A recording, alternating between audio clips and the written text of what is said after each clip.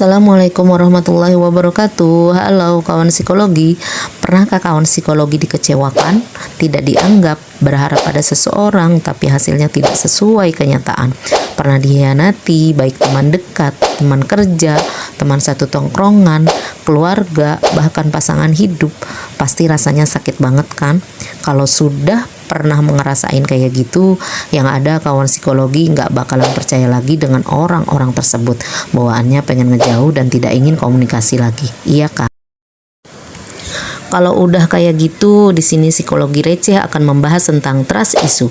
Namun sebelum itu ada baiknya nih kawan psikologi yang belum bergabung, jangan lupa klik like, subscribe, dan berikan komentar-komentar positif untuk kemajuan dari channel psikologi receh.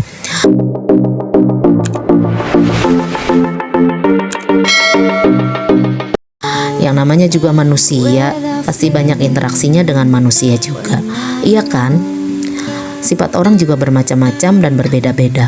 Tentu banyak juga yang tidak sama dan tidak satu circle dengan kita.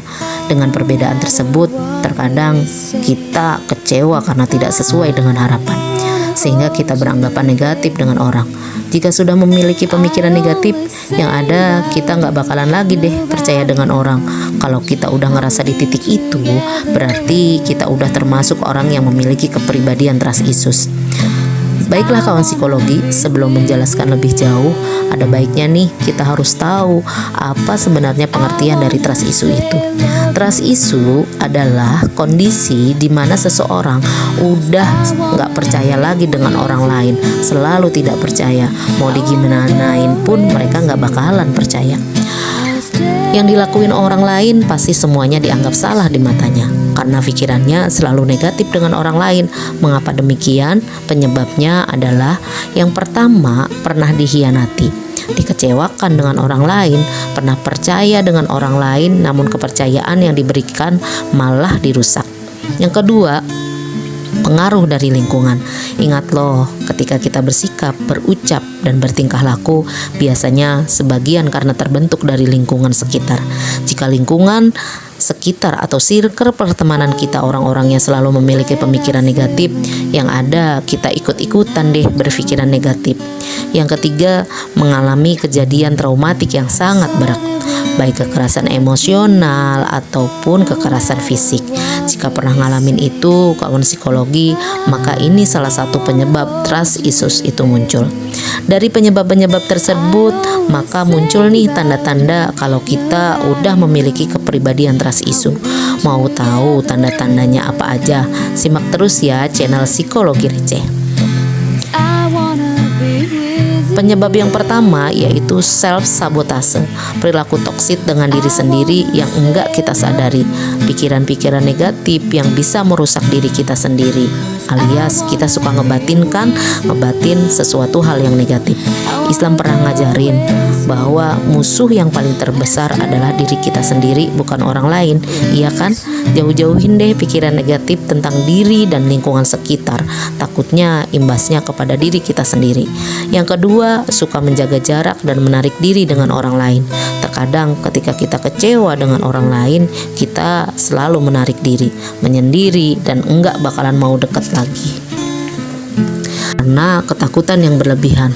Semua orang salah di matanya, semua orang jahat ketika ingin dekat dengannya.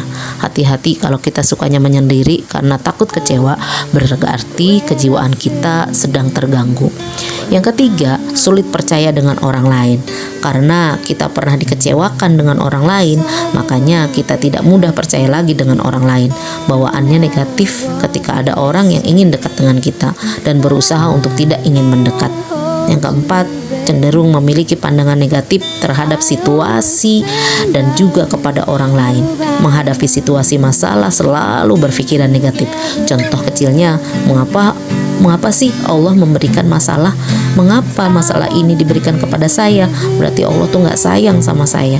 Menyalahkan Allah, menyalahkan lingkungan, dan menyalahkan orang lain.